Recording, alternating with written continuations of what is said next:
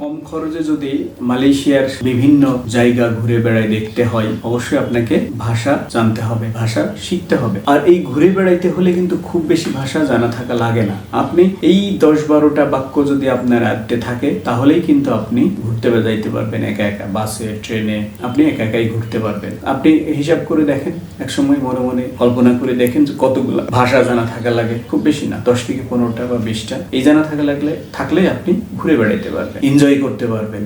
এত সুন্দর দেশ, এত সুন্দর জায়গা, এত পরিষ্কার পরিচ্ছন্ন একটা দেশ, এই দেশে যদি আপনি ঘুরেই না বেড়াইতে পারলেন, তাহলে আপনি এত সুন্দর কিছু উপলব্ধি কিভাবে করবেন? কর্মক্ষেত্র থেকে বাসা, ফ্যাক্টরি থেকে বাসা, কনস্ট্রাকশন সাইট থেকে বাসা, কর্মস্থল থেকে বাসা, এর বাইরে তো আপনাকে ঘুরতে হবে। না ঘুরলে আপনি বুঝবেন কিভাবে এই মালয়েশিয়া যে শান্তির দেশ, এরা কিভাবে উন্নত করলো? এগুলা জানতে হলে আপনাকে অবশ্যই ভাষা শিখতে হবে। ভাষা শেখার বিকল্প কিছু নাই। টাকা ওটা তো এমনি ইনকাম হবে, বেসিক যে ইনকাম সেটা এমনিই হবে। তাহলে বেসিক ইনকাম থেকে আর একটু বেশি করতে হলে, আপনাকে টাকা সেভ করতে হলে অবশ্যই ভাষা জানা থাকতে হবে। তো আপনি ভাষা শিখবেন, ভালো ভালো জায়গা ঘুরবেন, ভালো থাকবেন, মনটা ভালো থাকবে, শরীরটা ভালো থাকবে।